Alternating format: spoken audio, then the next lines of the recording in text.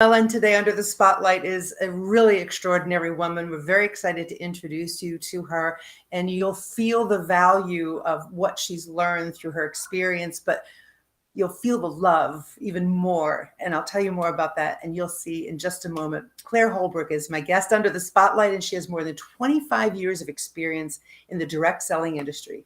She is multilingual and a creative marketing leader who leverages hands-on experience in diverse global markets to create integrated marketing and sales strategies globally. She's won this award, the Stevie Award, which, by the way, just so you know, 12,000 entries for the Stevie Award from more than 70 nations. And she won not only this year, but in previous years for multiple categories. Ladies and gentlemen, I'll give a warm welcome filled with love to my guest, Clare Holbrook. Good morning. Hello, Clare. Hello, good morning. Happy Thursday. I'm so honored that you're spending time with us from your beautiful office. I love your office. It looks amazing. Oh, yes, I get the pleasure and privilege to work from my home office, which I love. Just a great place to be creative and very blessed. That's important, though, isn't it, to have that environment to feel, the creativity and kind of let the juices flow. Is the Stevie Award in your office? And if it is, may we see it, please? Yes, you may.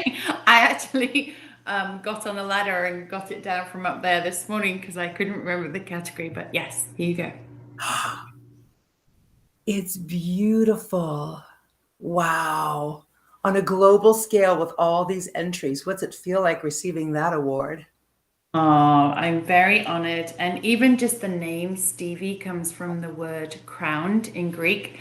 I just love that it's a global award because that's always been my focus since I can remember. And, to receive the award, you have to be nominated. So even when I was nominated and hadn't received it yet, before they determined because they tell you who the finalists are and then they do the actual award ceremony. This time it was in Las Vegas. I was just so flattered and blessed and felt extremely happy just to be nominated. So right, yes. That's a big deal just to be nominated. But you had years, and this is specifically for the industry of direct sales, or is it other? It's other as well. Other industries as well. Wow. I remember the first time I won it, I was next to someone from Singapore who works a high up female executive at FedEx. So yes, it's our industry plus many other industries around the world. That's incredible. How has you being, you're multilingual, by the way, how many languages do you actually speak? We're curious. 5. 5 different languages. How has that played into this role of your love for global business? Oh, it's played a massive role. So if I think of when I was 12, we went on our first family holiday to France, which how Europe's so close, all the different countries. I grew up in England, and just being there with the family, I was just fascinated by this language. So immediately connected to an exchange student in the very next year, spent a month in the French Alps with her and her family, all French, just immersed in French and hiking in the Alps, Lake Geneva, lovely. And then I took on another language at school, German, also found an exchange, a pen friend. Her granny, random fact, happened to own the largest disco in Germany that was called Pink Palace, and just popped over there whenever I could for the next few years. And then the way our school system works in England, the last 2 years, you literally choose three subjects and you specialize in those for 2 years. And mine were mathematics and French and German.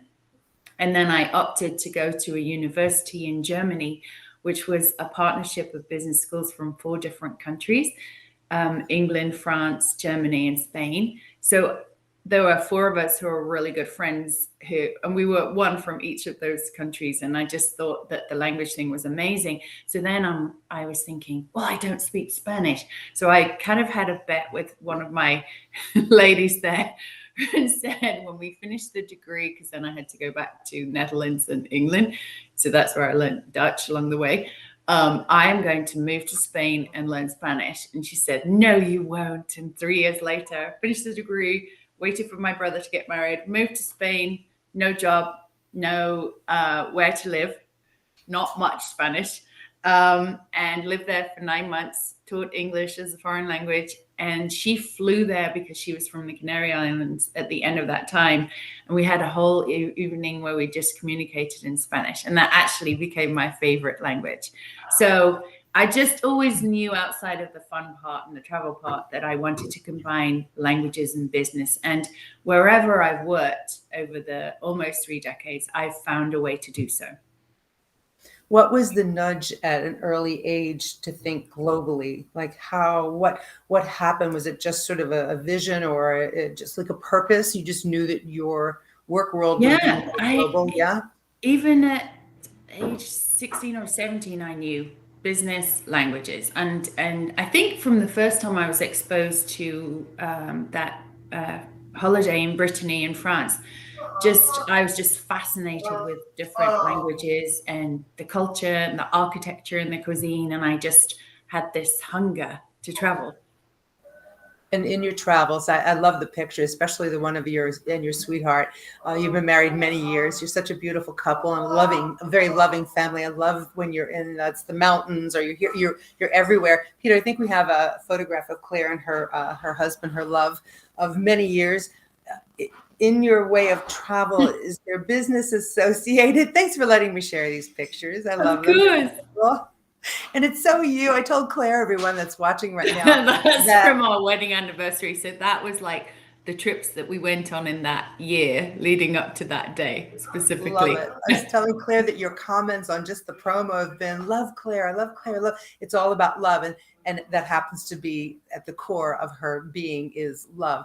Can you love like that even in business? Yes.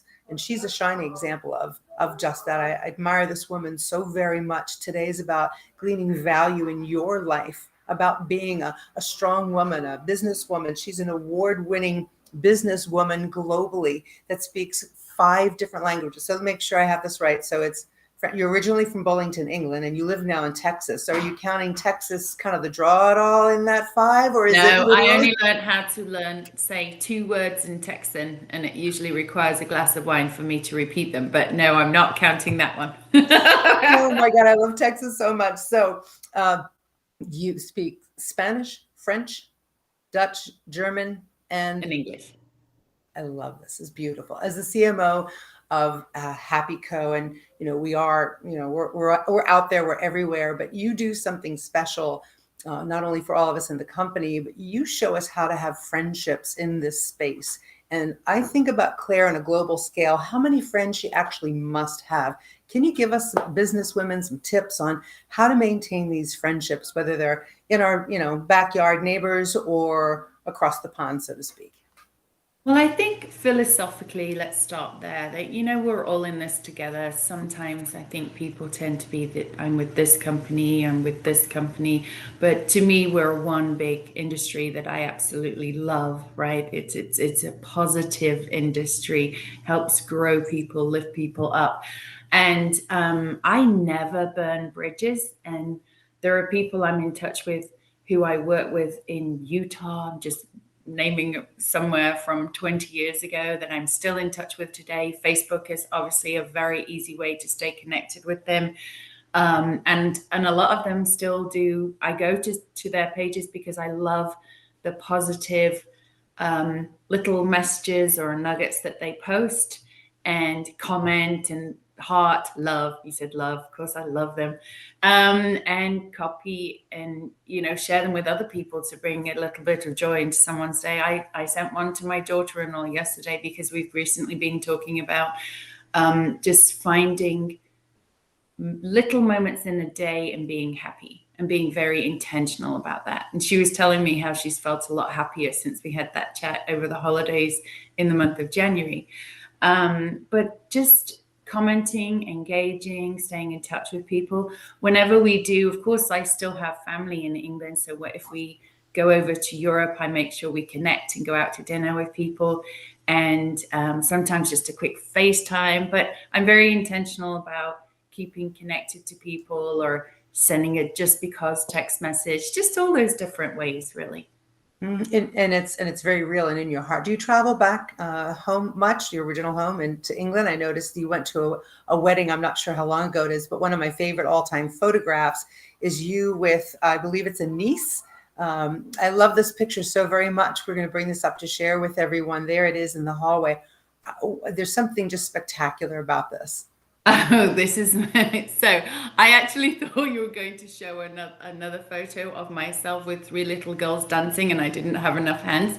We have So that. that's the one. Yes, okay. So that is my niece on the bottom left. And this is probably my most favorite wedding ever outside of my own, because it was the first time that my England and family from America came together.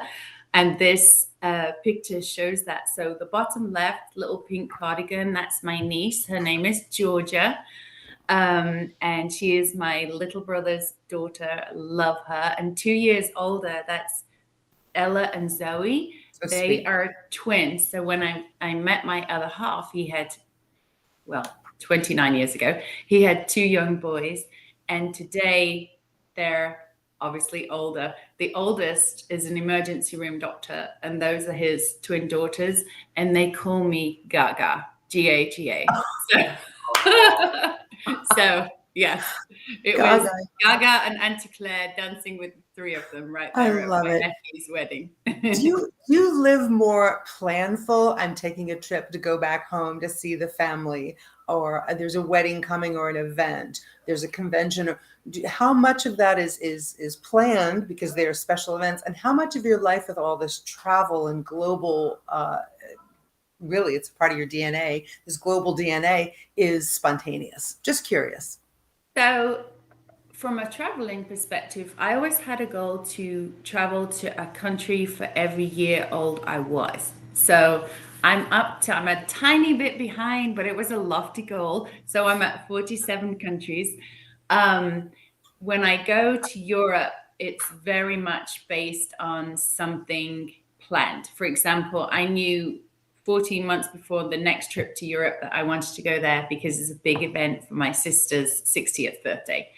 Um, Obviously, if there's a wedding in England, we love to plan way ahead. So that makes it much easier for me. And then if there isn't a special event per se, I'll always go so I can see my father, who's now 84 in England. So I try to go once a year. Wonderful. That's wonderful. Your accent, the very first time I heard you speak, and actually have a picture of you up on stage, um, it was your accent that drew me in, your confidence, but your heart, like your love of people shows up in everything you do. This was from our Happy Co last convention with the boys. You're hanging out with the boys. I don't know how you deal with all of them, but I have five brothers, so I have somewhat of an idea. Um, how, just if you wouldn't mind taking a moment to help the women that are growing a business in any arena right now, how do you maintain your confidence? Is that in your strength, or have you worked on some skills along the way? You seem very authentic and in your skin all the time. You're always Claire, and everyone loves you. You seem to not have to work on anything, right? Well, I definitely work on being happy. We'll talk about that in a minute. I think you just hit the nail on the head. You said authentic, which reminds me of my number one mantra is be yourself. I think, you know, in my younger years, I always felt the need to be someone else, be like someone else, society dictates, play a certain role. And I think I found, well, I don't think I know, when I found my confidence and strength when I just made a very intentional decision to be myself, be me. I know who I am. Just be myself. And, I think I always look at you when we're at conventions, and sometimes I'll say, I have a different kind of special sense of humor. So even if it's not funny, I love to crack myself up. Just give me a courtesy laugh. That's just a random example of being myself. That's awesome. I think another one would be trust in yourself. sometimes you have to have that blind faith, and faith can be religious. It can be just a certain belief that you have in yourself. I think that's really important. And to, along those lines, to embrace personal growth and just be willing to put yourself out there and possibly make a fool of yourself, or just, and everyone's human. I was recently given a huge challenge, a good challenge. And when I first heard it, I was so intimidated. And, you have that little voice in your head. Can I do this? Can I do this?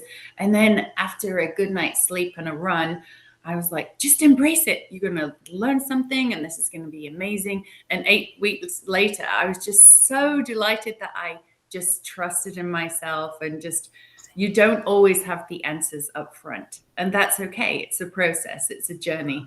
And then I think the third and probably most important thing is to identify your purpose and just know your why. Identify your purpose and know your why. That's at the core of all of it, right? And we want to know our purpose. We keep looking here, looking there. It's almost a quiet time to find your purpose. Make a list, dig it. What is it you like to do? What are you trying to accomplish? What is the goal?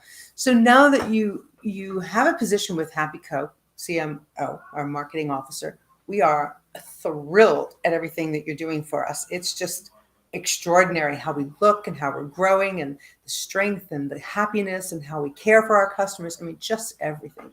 Do you have some visions for yourself, either with the company or just, for your personal, that you'd be willing to share with us? What's the future hold, so to speak, for Clare? Yeah, so as we kicked off this year with our NICO, New Year's kickoff virtual conference, we talked a lot about branding, about brand clarity, brand positioning, our messaging, how people hear words, how they feel when they see a certain image. And I just really want to take that and explore it. I'm currently working on a new customer acquisition tool, and just can't wait for it to be ready. And just continue to, we've talked about simplifying and streamlining, continue to just take that work. I feel like I'm just at the beginning of it, and just find different ways and different areas and different facets of the business to implement that in. How do you run that through a filter as a businesswoman who's very high level? I mean, you're a lead in a category of winning not only awards, but breaking business globally, multiple communications. How do you filter that? Just a curious question, keeping something simple, because I agree with you. I mean, as a businesswoman, mom, our lives are busy. We need simple. What is it that helps you think like that? Like, oh, this will really work because this is duplicatable or super simple, or I could do this in the cracks of my days. Is there a so I'm really big on incubating, and I love, I think some of my best thinking comes from mostly on a run, occasionally in the shower, but just like moments when you're just doing something else, and then it kind of comes to you. And I think in terms of the way of managing the day, I'm very much a list person. My life is a series of lists. I love to be color coded. If the list won't fit on one page on a pad, it's not going on today's list. And then the other thing I do is ruthless prioritization, because I think so many people try and do so many things and perhaps end up doing them all mediocrely, if that's a word, or what I mean. Yeah. And so I'm a big believer in lists and ruthless prioritization and incubating.